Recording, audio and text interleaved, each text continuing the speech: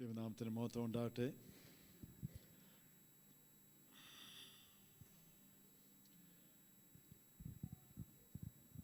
കഴിഞ്ഞ ആഴ്ച തൊട്ട് നമ്മൾ 1 കൊരിന്ത്യർ 15-ാം അധ്യായം ആരംഭിച്ചിരിക്കുകയാണല്ലോ.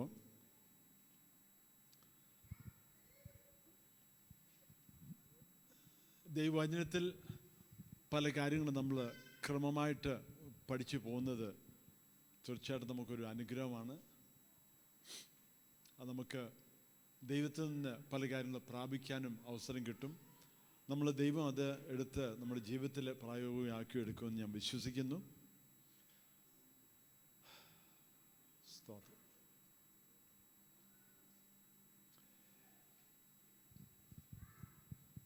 ഈ അധ്യായം മുഴുവനും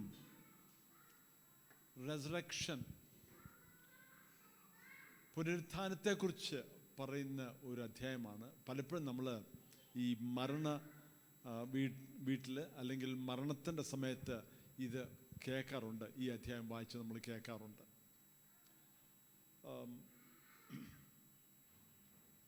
എൻ്റെ ചെറുപ്പത്തിൽ കുഞ്ഞു പ്രായത്തിൽ തന്നെ കർത്താവിൻ്റെ സ്നേഹത്താൽ പിടിക്കപ്പെട്ട ഒരു വ്യക്തിയാണ്. അതുകൊണ്ട് കുഞ്ഞു പ്രായത്തിൽ തന്നെ ഞാൻ മറ്റുള്ളവർ യേശുവിനെ അറിയണമെന്ന് വലിയ ആഗ്രഹത്തോടെ ഇപ്പം ചെയ്യുന്ന പോലെ തന്നെ പരസ്യവും ട്രാക്റ്റ് വിതരണം ചെയ്യുകയും കൂടെ പഠിക്കുന്ന സ്റ്റുഡൻസിനോടാണേലും കർത്താവിനെക്കുറിച്ച് പറയുകയും എപ്പോഴും എൻ്റെ ബുക്ക് ബാഗിനകത്തൊരു ബൈബിൾ ഉണ്ടായിരുന്നു. അത് ഒരു ചുമന്ന കളറുള്ള ബൈബിളാണ്. കാരണം പുറത്തെടുത്താൽ എല്ലാവരും ഒന്ന് കാണണം, എല്ലാവരും ഒന്ന് അറിയണം. മറ്റേ പുസ്തകങ്ങളുടെ കൂട്ടിരുന്നാൽ ശരിയാകത്തില്ല. ഇത് എല്ലാവരും ഒന്ന് കാണണം, എൻ്റെ ബൈബിൾ എൻ്റെ ഉണ്ടെന്ന് കാണണം. അതുപോലെ തീക്ഷ്ണതയോട് കർത്താവിനെക്കുറിച്ച് മറ്റുള്ളവരോട് പറയണം, കർത്താവിനെ എല്ലാവരും അറിയണമെന്നുള്ള വലിയൊരു ആഗ്രഹത്തോടെ. കാരണം ചെറുപ്രായത്തിൽ തന്നെ ആ കർത്താവിൻ്റെ സ്നേഹം എന്നെ വളരെ കാര്യമായിട്ട്, എൻ്റെ ആഴമായിട്ട് എന്നെ കയറി പിടിച്ചു എന്നേ പറയാനൊക്കത്തുള്ളൂ. ഞാൻ അങ്ങോട്ട് പിടിച്ചു എന്ന് പറയാനൊന്നുമില്ല. എനിക്ക് ഏറ്റവും ഇഷ്ടമുള്ള ഒരു ട്രാക്റ്റ് ഉണ്ടായിരുന്നു ആ സമയങ്ങളിൽ. ആ ട്രാക്റ്റിൽ വളരെ സിമ്പിളായിട്ട് 2 പേജേ ഉള്ളായിരുന്നു. ആ ട്രാക്റ്റ് 2-3 പേജ്. അതിൻ്റെ ഫ്രണ്ടിൽ ഒരു ചോദ്യം എഴുതിയിട്ടുണ്ട്: where will you spend eternity? നിങ്ങളുടെ നിത്യത എവിടെ ആയിരിക്കും എന്നുള്ളൊരു ചോദ്യമാണ്. അപ്പം ഞാൻ ഇങ്ങനെ ന്യൂയോർക്ക് സിറ്റിയിലാണ് വളർന്നത്. അതിലേക്കൂടെ ഇങ്ങനെ സ്ട്രീറ്റിൽ കൂടെ നടന്ന് ഈ ട്രാക്റ്റ് ഓരോരുത്തർക്കും കൊടുക്കുക. പിന്നെ ഞാൻ കൊടുക്കുമ്പോൾ എങ്ങനെയെങ്കിലും ഒരു കോൺവെർസേഷൻ സ്റ്റാർട്ട് ചെയ്യണമെന്നുള്ള ആഗ്രഹം ഉണ്ടായിരുന്നു. അതുകൊണ്ട് ഓരോരുത്തരുടെയും കൊടുത്തിട്ട് ഞാൻ ചോദിക്കും, നിങ്ങൾക്കറിയാമോ നിങ്ങളുടെ നിത്യത എവിടെ ആയിരിക്കുമെന്ന്? അങ്ങനെ ഞാൻ ചോദിക്കും, do you know where you will spend eternity?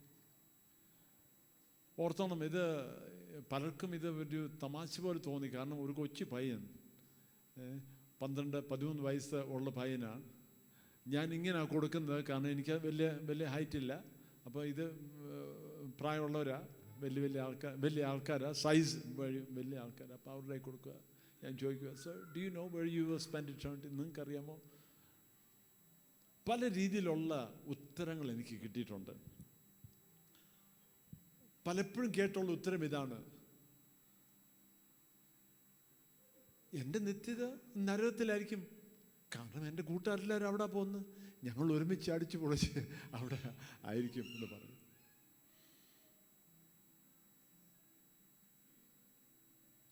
പല ചോദ്യങ്ങൾ, അഭിപ്രായങ്ങൾ കുഞ്ഞു പ്രായത്തിലെ ഞാൻ ജീവിതത്തെക്കുറിച്ച് കേൾക്കുകയും, അതുമാത്രമല്ല വളർന്ന ആ സമൂഹം ഒത്തിരി പ്രശ്നമുള്ള സമൂഹമായിരുന്നു. അതുകൊണ്ട് നമ്മുടെ കണ്ണിന് മുമ്പാകെ തന്നെ ഒത്തിരി വയലൻസ് കണ്ട് വളർന്നൊരു വ്യക്തിയാണ്.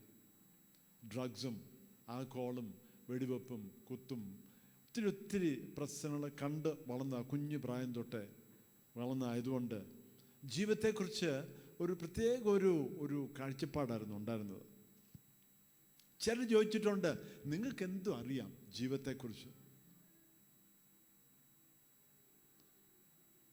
അപ്പം ഞാൻ നോക്കുമ്പം തീർച്ചയായിട്ടും എനിക്ക് ഒത്തിരി ഒന്നും അറിയത്തില്ല.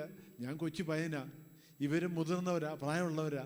അവർ പറയുമ്പോൾ ഞാനെന്ത് പറയാനാ? എനിക്കെന്തും അറിയാം, ഞാനൊന്നും പറയാനില്ല. ഞാൻ അവരോട് യേശുവിനെ കുറിച്ച് മാത്രം പറയും. ചിലർ ചോദിച്ചിട്ടുണ്ട്, നിങ്ങൾക്ക് എന്ത് വേണം? Why do you care? ചിലർ വേറെ രീതി ചോദിച്ചിട്ടുണ്ട്, ഡു യു കെയർ? നിങ്ങൾക്ക് എൻ്റെ നിത്യതയെക്കുറിച്ച് എന്തെങ്കിലും വിചാരമുണ്ടോ?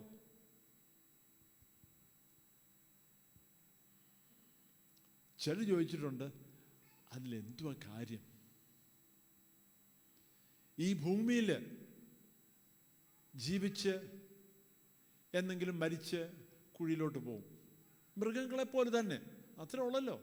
മൃഗങ്ങൾ മരിക്കുന്നു, അവരെ കുഴിയിലോട്ട് പോകുന്നു, അതുപോലെ മനുഷ്യനും പോകുന്നു. അതിന് തമ്മിൽ എന്ത് വ്യത്യാസം എന്തുവാ? അപ്പോൾ ഓർത്തോണം, ഈ കുഞ്ഞു പ്രായത്തിൽ ഇതെല്ലാം അനേക കാര്യങ്ങൾ കേൾക്കുക, വചനം വായിക്കുന്നു. അത് ആ പ്രായത്തിനനുസരിച്ച് ഞാൻ വായിച്ച് മനസ്സിലാക്കാനും ഗ്രഹിക്കാനുമുള്ള ശ്രമം. ചിലർ ചോദിച്ചിട്ടുണ്ട്, നിത്യതയോ? ഈ ജീവിതം പോലും ഞാൻ ചോദിച്ചിട്ടല്ല. ഞാൻ എന്തെങ്കിലും അതിനൊരു ആപ്ലിക്കേഷൻ കൊടുത്തോ? എനിക്കിവിടെ ജനിക്കണം, ഈ ഭൂമിയിൽ ജീവിക്കണം, എനിക്ക് ജീവൻ വേണമെന്ന് വല്ലതും ഞാൻ ചോദിച്ചിട്ടല്ല. എങ്ങനെയോ ഞാനങ്ങ് ജനിച്ചു, അതുകൊണ്ട് ഞാനങ്ങ് ജീവിക്കുന്നു. ഒരു 12-13 വയസ്സ് പയ്യന് എന്തോ ഉത്തരം പറയാനാ? ഇങ്ങനെയുള്ള കാര്യങ്ങൾക്ക് എന്തോ ഉത്തരം പറയാനാ? നമുക്ക് ഈ അധ്യായത്തിലേക്ക് നമ്മുടെ ശ്രദ്ധ തിരിക്കാം. 1 കൊരിന്ത്യർ 15-ാം അധ്യായം ആദ്യത്തെ 11 വാക്യമായിരുന്നു കഴിഞ്ഞ ആഴ്ച നമ്മൾ ശ്രമിച്ചത്. അതിനകത്ത് വളരെ ക്ലിയറായിട്ട് യേശു ക്രിസ്തുവിൻ്റെ പുനരുത്ഥാനത്തെക്കുറിച്ച് പറഞ്ഞിട്ടുണ്ടല്ലേ.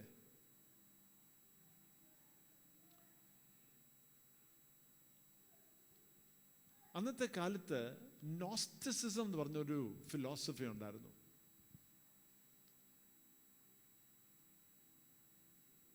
ഈ ജഡം, ഈ ശാരീരമായിട്ടുള്ള ജീവിതം, അതിന് വാല്യൂ കൊടുത്തിട്ടില്ല. അപ്പോഴങ്ങനെ ആവുമ്പോൾ പുനരുത്ഥാനം എന്ന് പറയുമ്പോഴത്തേക്ക് വീണ്ടും ജനിക്കുക, അല്ലെങ്കിൽ വീണ്ടും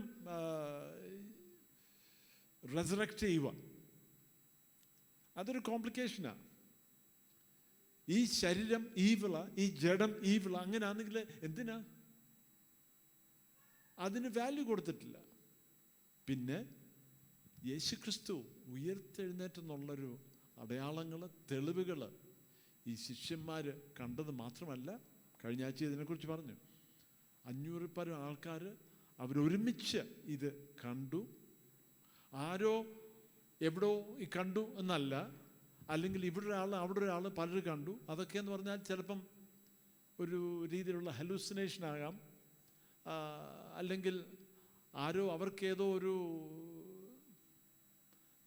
അവരുടേതായിട്ടുള്ള വിശ്വാസത്തിൻ്റെ എന്തെങ്കിലും എന്നൊക്കെ പറയാം. എന്നാലും ഒരു കൂട്ടമായിട്ട് കാണുമ്പോൾ അതിന് വ്യത്യാസമുണ്ട്.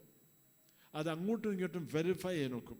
അപ്പോൾ യേശുക്രിസ്തു ഉയർത്തെഴുന്നേറ്റെന്നുള്ളതിൻ്റെ തെളിവ് ഈ ഇത്രയും ആൾക്കാർ കണ്ടത് മാത്രമല്ല, യേശുവിൽ വിശ്വസിച്ചിട്ടില്ലാത്ത വ്യക്തികൾ പോലും അതിനെക്കുറിച്ച് എഴുതിയിട്ടുണ്ട്. ഇങ്ങനെ തെളിവുകൾ ഉണ്ടായിരുന്നുള്ളത് എഴുതിയിട്ടുണ്ട്. അപ്പോൾ ഇന്ന് ഈ അധ്യായത്തിൽ നമുക്ക് ചില വാക്യങ്ങളൊന്ന് വായിക്കാം. ആദ്യം അതിൻ്റെ 12-14 വരെയുള്ള വാക്യം വായിക്കാം. ഞാൻ ഇവിടെ ഒരു തലക്കെട്ട് കൊടുത്തേക്കുന്നത് ഫൗണ്ടേഷൻ ഫോർ മൈ ഫെയ്ത്ത്, എൻ്റെ വിശ്വാസത്തിൻ്റെ ഒരു അടിസ്ഥാനം. എൻ്റെ വിശ്വാസത്തിൻ്റെ ഒരു അടിസ്ഥാനം ഈ റെസറക്ഷൻ. വായിക്കാം, 12-14 ഒന്ന് വായിക്കാം. ക്രിസ്തു മരിച്ചിട്ട് ഉയർത്തെഴുന്നേറ്റു എന്ന് പ്രസംഗിച്ചു വരുന്ന അവസ്ഥയ്ക്ക് മരിച്ചവരുടെ പുനരുത്ഥാനം ഇല്ല എന്ന് നിങ്ങളിൽ ചിലർ പറയുന്നത് എങ്ങനെ? മരിച്ചവരുടെ പുനരുത്ഥാനം ഇല്ല എങ്കിൽ ക്രിസ്തുവും ഉയർത്തെഴുന്നേറ്റിട്ടില്ല. ക്രിസ്തു ഉയർത്തെഴുന്നേറ്റിട്ടില്ലെങ്കിൽ ഞങ്ങളുടെ പ്രസംഗം വ്യർത്ഥം. ഈ വാക്യങ്ങൾ കഴിഞ്ഞ ആഴ്ച ജേസൺ പാസ്റ്റർ എടുത്ത് പറഞ്ഞായിരുന്നു. നമ്മുടെ ഇതിലോട്ട് പോവാം, നമ്മുടെ അതിൻ്റെ ഫസ്റ്റ് പോയിന്റിലോട്ട് പോവാം. ഒന്നാമത് 4 കാര്യം ഇന്ന് പറയാൻ താല്പര്യപ്പെടുന്നു. 1, ഈ പുനരുത്ഥാനം മാത്രം നമ്മുടെ വിശ്വാസത്തിന് ഉറപ്പുണ്ട്, അല്ലെങ്കിൽ നമ്മുടെ വിശ്വാസം ഉറപ്പുള്ളതാണ്.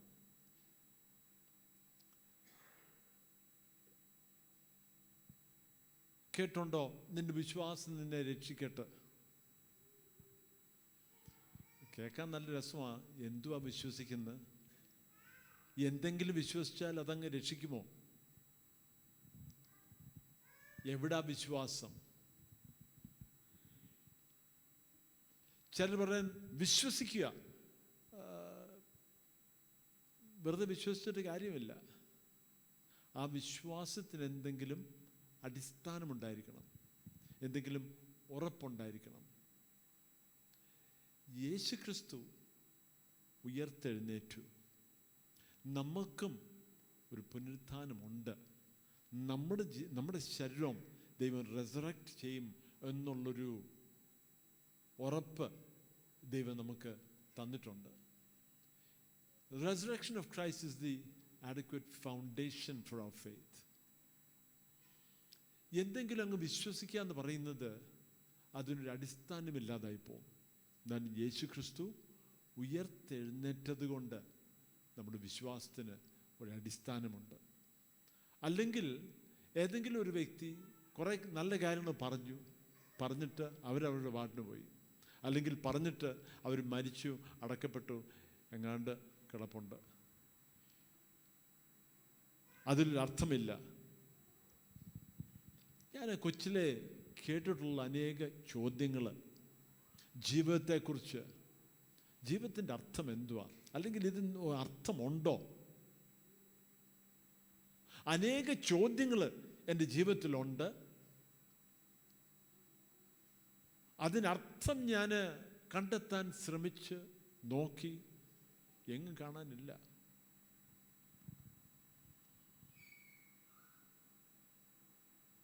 ചെറുപ്പത്തിൽ നമ്മൾ ചിന്തിക്കും ഇനിയും കിടക്കുന്നു, വർഷങ്ങൾ കിടക്കുന്നു. എന്നാലും പെട്ടെന്ന് മനസ്സിലാവും കുറച്ചു നാൾ കഴിയുമ്പോഴത്തേക്ക്. ഇപ്പം ബാബുച്ചാന്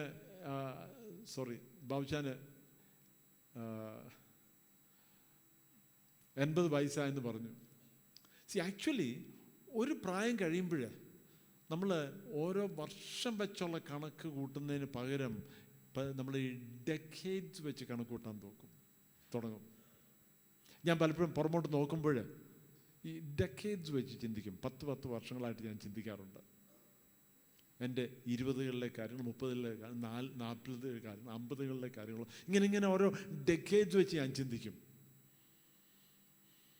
കണക്ക് കൂട്ടുന്നതിന് വ്യത്യാസം, അല്ലെങ്കിൽ ഇത് എണ്ണതിന് വ്യത്യാസമുണ്ട്. പല കാര്യങ്ങളും ചിന്തിച്ചു, പല കാര്യങ്ങൾ പ്ലാൻ ചെയ്തു, പല സ്വപ്നങ്ങളുണ്ടായിരുന്നു ജീവിതത്തെക്കുറിച്ച്, ഭാവിയെക്കുറിച്ച്. ചിന്തിച്ച പോലെ ഒന്നും അല്ലായിരുന്നല്ലോ, പ്ലാൻ ചെയ്ത പോലൊന്നും അല്ലല്ലോ കാര്യങ്ങൾ പോയത്, ആലോചിച്ച പോലൊന്നും അല്ലല്ലോ കാര്യങ്ങൾ പോയത്.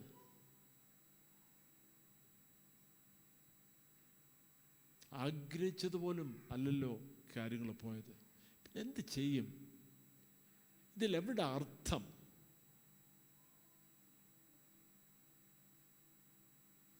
ജീവിതത്തിൽ ഒരു കാര്യവും ശരിയാകാതിരിക്കുന്നു, എന്നാൽ എന്തെങ്കിലും ഒന്ന് വിശ്വസിച്ചേക്കാം. എന്തെങ്കിലും ഒരു വിശ്വാസം വേണ്ടായോ? അങ്ങനല്ല.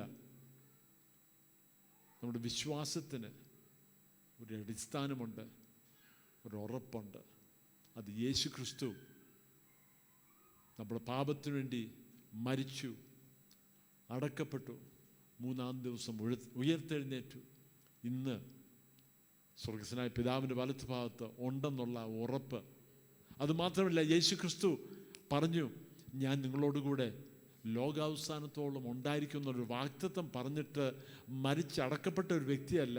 ആ വാഗ്ദത്തം പറഞ്ഞിട്ട് ഇന്നും ജീവിക്കുന്നു.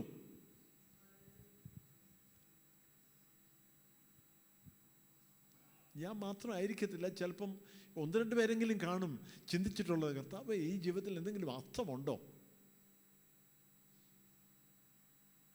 ഇപ്പോഴും എനിക്ക് ഓർമ്മയുണ്ട്, പപ്പായുടെ അടക്കം കഴിഞ്ഞിട്ട് നിങ്ങൾ പലരും അവിടെ ഉണ്ടായിരുന്നു. അന്ന് ആ പെട്ടി അടച്ച ആ മോമെൻ്റ് എനിക്ക് ഓർമ്മയുണ്ട്. എൻ്റെ മൂത്ത ബ്രദർ ഉണ്ടായിരുന്നു, അദ്ദേഹമായിരുന്നു ആ തുണി എടുത്ത് കവർ ചെയ്തു. ആ പെട്ടി അത് അടച്ചു. അതിൽ ചെറിയൊരു കൊളുത്തുണ്ടല്ലോ, ആ കൊളുത്തൊക്കെ ഇട്ടു. അത് കഴിഞ്ഞിട്ട് ഞാൻ പുറമോട്ട് നിന്നപ്പോൾ പെട്ടെന്ന് എൻ്റെ മനസ്സിലൊഴിച്ച് എന്ത് വന്നു? തീർന്നു, അവസാനിച്ചു, അത്രേ ഉള്ളൂ. പെട്ടെന്ന് കൊച്ചിലെ ഉള്ള പല പല കാര്യങ്ങൾ ഓരോന്നോരോന്ന് ഓർമ്മയിൽ വന്നു. പപ്പ പറഞ്ഞിട്ടില്ലാത്ത കാര്യങ്ങൾ പോലും പപ്പയുടെ അമ്മ, എൻ്റെ വല്യമ്മച്ചി എന്നോട് പറഞ്ഞ കാര്യങ്ങളും ഇതെല്ലാം എൻ്റെ ഓർമ്മയിലുണ്ട്. ഇതെല്ലാം വെച്ചിട്ട് ഞാൻ ഓർത്തു, ഇതെല്ലാം അവിടെ കൊണ്ട് അവസാനിച്ചു. ജീവിതത്തിൻ്റെ അർത്ഥം എന്തുവാ?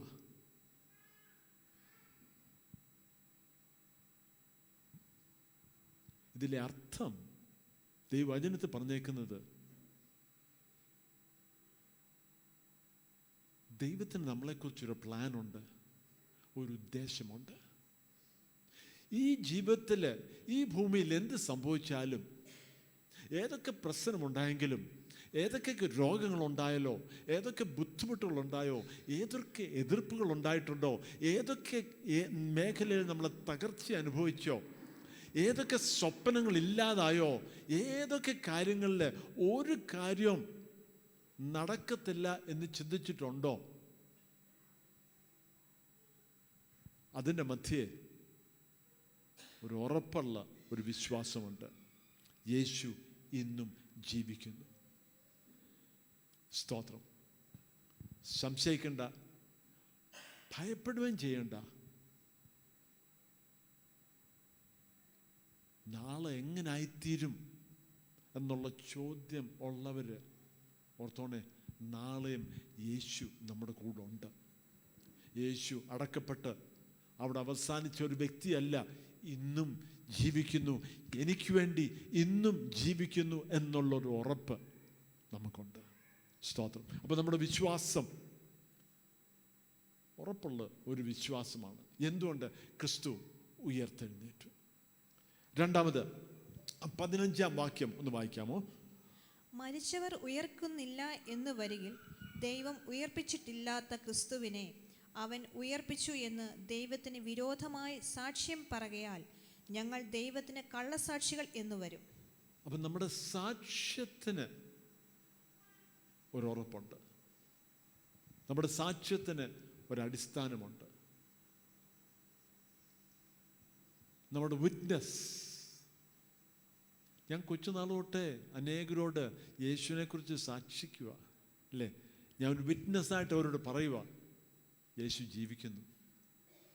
നിങ്ങളുടെ നിത്യത എവിടെ ആയിരിക്കുന്നു നിങ്ങൾ അറിയുന്നുണ്ടോ എന്നൊരു ചോദ്യം ഞാൻ കൊച്ചുനാൾ തൊട്ടേ ചോദിച്ചത്. ഇന്നും അതിന് പ്രസക്തിയുണ്ട്. ആ വിറ്റ്നസ്, ആ പറഞ്ഞ കാര്യം വെറുതെ ആയി പോകുന്നില്ല. അതിനൊരു ക്രെഡിബിലിറ്റി ഉണ്ട്, കാരണം യേശു എന്നും ജീവിക്കുന്നു. അതിനൊരു ക്രെഡിബിലിറ്റി ഉണ്ട്, കാരണം യേശു ഉയർത്തെഴുന്നേറ്റു. നമ്മളും ഉയർത്തെഴുന്നേക്കും എന്നുള്ളൊരു വാഗ്ദത്തം അത് നമുക്ക് വിശ്വസിക്കാൻ ഒക്കും. നമ്മൾ ഈ പറയുന്ന കാര്യങ്ങൾ, നമ്മൾ പറയുന്ന ക്രിസ്തുവെ നമ്മൾ വളരാനും മറ്റുള്ളവർക്ക് ക്രിസ്തുവിനെ കുറിച്ച് പറഞ്ഞു കൊടുക്കണം. ഒരാഗ്രഹം നമുക്കുണ്ട്, അതാണ് നമ്മുടെ താല്പര്യം, അതാണ് നമ്മുടെ ലക്ഷ്യം. എന്നാൽ മറ്റുള്ളവരോട് ഇത് പറയുന്നത് ഒരു മരിച്ച് അടക്കപ്പെട്ട് എവിടോ ആ എല്ലൊക്കെ സൂക്ഷിച്ചിട്ടുണ്ട് എന്നുള്ള അങ്ങനത്തെ ഒരു വിശ്വാസമല്ല. സ്തോത്രം. ആ കല്ലറ ഇന്ന് കാലിയായിരിക്കുന്നു, കാരണം യേശു ഉയർത്തെഴുന്നേറ്റു. അതിൻ്റെ ഉറപ്പ്, ആ പറയുന്ന സാക്ഷ്യത്തിൻ്റെ ഉറപ്പും ഇത് തന്നെയാണ്. യേശു ഉയർത്തെഴുന്നേറ്റു. 1-2 ആഴ്ച മുമ്പേ സ്നാനം ഉണ്ടായിരുന്നു നമുക്കിവിടെ അല്ലേ. സ്നാനത്തിൻ്റെ സമയത്ത് പറയുന്ന ഒരു വാക്കിതാണല്ലോ, യേശുവിനോടുകൂടെ നമ്മൾ അടക്കപ്പെട്ടു ഉയർത്തെഴുന്നേക്കും. പാപസംബന്ധമായിട്ട് നമ്മൾ മരിച്ച് അടക്കപ്പെട്ട് ഒരു പുതുജീവനായിട്ട് ഉയർത്തെഴുന്നേക്കുന്നു. ഒന്ന് വായിക്കാമോ 16ഉം 17ഉം വാക്യങ്ങൾ? 15-ാം അധ്യായത്തിൻ്റെ 16ഉം 17ഉം വാക്യങ്ങൾ. മരിച്ചവർ ഉയർത്തെഴുന്നേൽക്കുന്നില്ല എങ്കിൽ ക്രിസ്തുവും ഉയർത്തിട്ടില്ല. ക്രിസ്തു ഉയർത്തിട്ടില്ല എങ്കിൽ നിങ്ങളുടെ വിശ്വാസം വ്യർത്ഥമത്രേ. നിങ്ങൾ ഇന്നും നിങ്ങളുടെ പാപങ്ങളിൽ ഇരിക്കുന്നു. നിങ്ങൾ ഇന്നും നിങ്ങളുടെ പാപത്തിൽ തന്നെ ആയിരിക്കുന്നു. ക്രിസ്തു ഉയർത്തെഴുന്നേറ്റില്ല എങ്കിൽ. സ്നാനത്തെക്കുറിച്ച് പറഞ്ഞപ്പോൾ നമ്മൾ എന്താ പറഞ്ഞത്? പാപസംബന്ധമായിട്ട് മരിച്ചു. പാപത്തിൻ്റെ അടിമകളായിരുന്നു നമ്മൾ. പാപസംബന്ധമായിട്ട് നമ്മൾ മരിച്ച് ക്രിസ്തുവിനോടുകൂടെ അടക്കപ്പെട്ട് ഒരു പുതുജീവൻ നമ്മൾ ഉയർത്തെഴുന്നേക്കുന്നു. ഒരു പുതുജീവനായിട്ട് ആത്മീയമായിട്ട് നടക്കുന്നൊരു കാര്യമാണ്. എന്നാലും അതിലൊരു യാഥാർത്ഥ്യമുണ്ട്. നമ്മളിങ്ങനെ ഉയർത്തെഴുന്നേറ്റു, ക്രിസ്തുവിൻ്റെ കൂടെ ഉയർത്തെഴുന്നേറ്റു എന്ന് പറയുമ്പോൾ ക്രിസ്തു ഉയർത്തെഴുന്നേറ്റില്ല എങ്കിൽ ആ പറഞ്ഞ കാര്യത്തിന് ഒരു പ്രസക്തിയില്ല, അതിനൊരു വാല്യൂ ഇല്ല. എന്നാലും ക്രിസ്തു ഉയർത്തെഴുന്നേറ്റത് കൊണ്ട്, ക്രിസ്തു ഇന്ന് ജീവിക്കുന്നത് കൊണ്ട് ഞാൻ ഇപ്പോഴും എൻ്റെ പാപത്തിലല്ല. നമ്മൾ ഇപ്പോഴും പാപത്തിൻ്റെ അടിമയായിട്ട് ജീവിക്കുന്ന വ്യക്തികളല്ല. പാപത്തിന് നമ്മുടെ മേൽ അധികാരമില്ല. പാപത്തിൻ്റെ അധികാരത്തിൻ്റെ കീഴിലല്ല നമ്മൾ ജീവിക്കുന്നത്. ഇങ്ങനൊരു പ്രവൃത്തി നമ്മൾ അനുഭവിക്കാൻ ഒരവസരം കിട്ടിയിട്ടുണ്ട്. ഇനി അവസാനം 18ഉം 19 വാക്യങ്ങൾ വായിക്കാം. ക്രിസ്തുവിൽ നിദ്ര കൊണ്ടവരും നശിച്ചുപോയി. നാം ഈ ആയുസ്സിൽ മാത്രം ക്രിസ്തുവിൽ പ്രത്യാശ വെച്ചിരിക്കുന്നു എങ്കിൽ സകല മനുഷ്യരിലും അരിഷ്ടന്മാരത്രേ. അപ്പൊ ക്രിസ്തുവിനുള്ള വിശ്വാസം ഈ ആയുസ്സിൽ മാത്രമാണെങ്കിൽ ഇതിനൊന്നും ഒരു വാല്യൂ ഇല്ല, അല്ലേ? നമുക്കൊരു പ്രത്യാശയുണ്ട്. നമ്മുടെ നിത്യത എവിടാണെന്ന് നമുക്കറിയാം. അതൊരു ഉറപ്പുണ്ട്. എൻ്റെ നിത്യത യേശുവിൻ്റെ കൂടെ ആയിരിക്കും. അപ്പോൾ ഈ ജീവിതത്തിലെ നമ്മുടെ സ്വപ്നങ്ങൾ നടന്നില്ല, നമ്മുടെ താല്പര്യങ്ങൾ നടന്നില്ല, ആഗ്രഹിച്ചതുപോലെ കാര്യം നടന്നിട്ടില്ല, പ്ലാൻ ചെയ്ത പോലെ കാര്യങ്ങളായി തീർന്നിട്ടില്ല.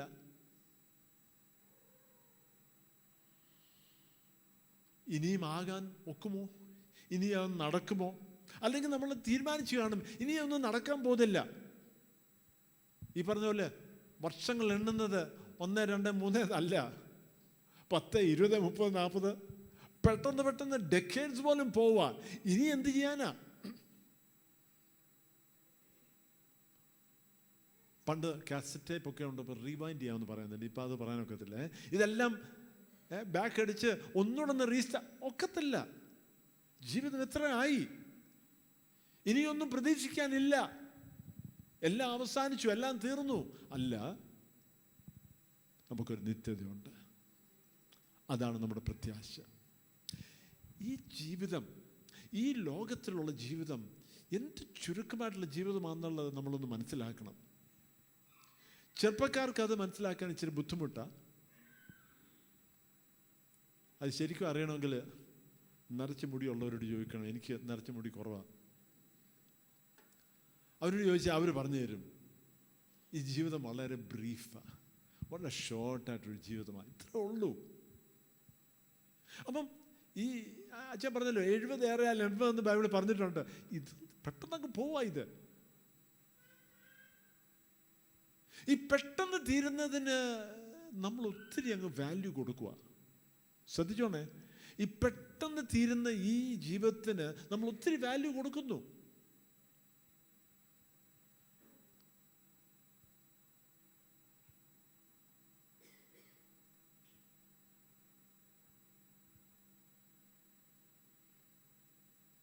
രാവിലത്തെ പത്രം ഉച്ചയാകുമ്പോഴത്തേക്ക് എൻ്റെ വാല്യൂ പോയി. എപ്പോഴും ഓൾഡ് ന്യൂസ് ആയി കഴിഞ്ഞു. അതിൻ്റെ വാല്യൂ നിലനിൽക്കുന്നില്ല.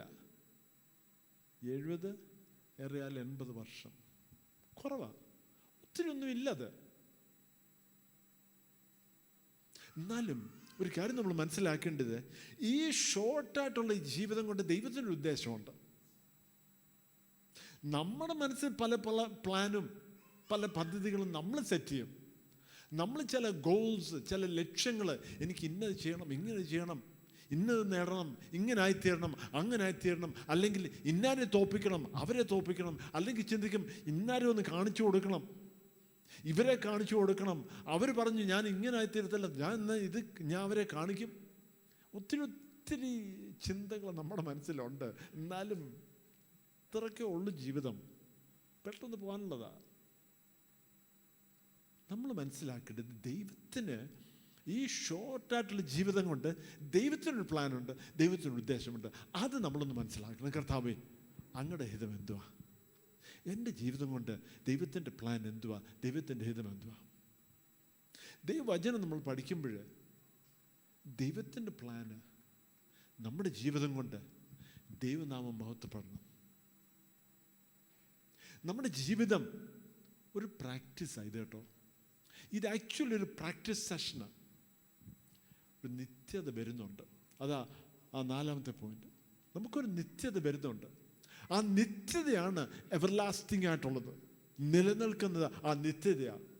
ഈ ഭൂമിയിലുള്ള ജീവിതം വളരെ ചുരുക്കമാണ്. നമുക്ക് തന്ന ഈ ശരീരമാണേലും ഇത്ര നാളൊക്കെ ലാസ്റ്റ് ചെയ്യാൻ വേണ്ടിയുള്ള ശരീരമാണ്, അത്രേ ഉള്ളൂ. ഇതിനൊത്തിരി വാല്യൂ കൊടുക്കാൻ പോയാൽ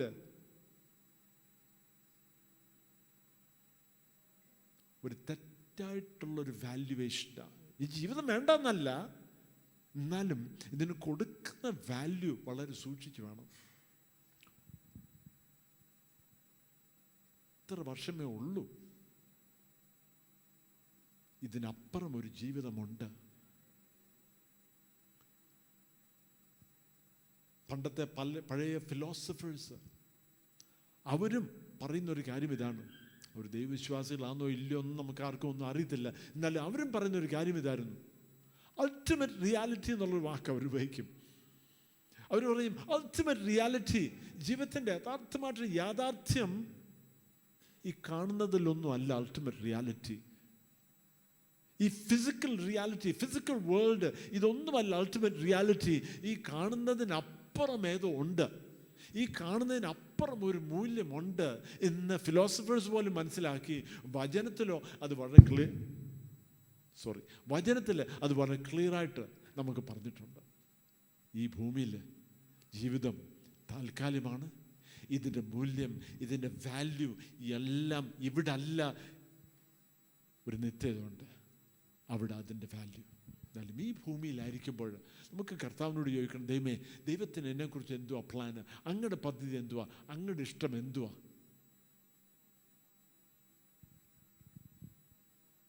ദൈവത്തെ സ്നേഹിക്കാൻ, ദൈവത്തിൽ ആശ്രയിക്കാൻ, ദൈവമായിട്ടുള്ള ബന്ധത്തിൽ ഈ ഭൂമിയിൽ ജീവിക്കുന്നത് പലപ്പോഴും നമ്മളത് വാല്യൂ ചെയ്യുന്നില്ല. പലപ്പോഴും അതിന് പകരം നമ്മൾ മറ്റുള്ളവർ തന്നിട്ടുള്ള വാല്യൂസ് ഉണ്ട് നമുക്ക്. ഞാൻ പറഞ്ഞ പോലെ ഇന്നാരെ കാണിക്കാൻ, അവരെ കാണിക്കാൻ, ഇവരെ ഒന്ന്, ഇതൊന്നുമല്ല. ഇതെല്ലാം നമുക്കൊന്ന് മാറ്റി വെച്ചിട്ട് ചോദിക്കണം, കർത്താവേ, അങ്ങയുടെ പ്ലാൻ എന്തുവാ? അങ്ങയുടെ പദ്ധതി എന്തുവാ ജീവിതത്തെക്കുറിച്ച്?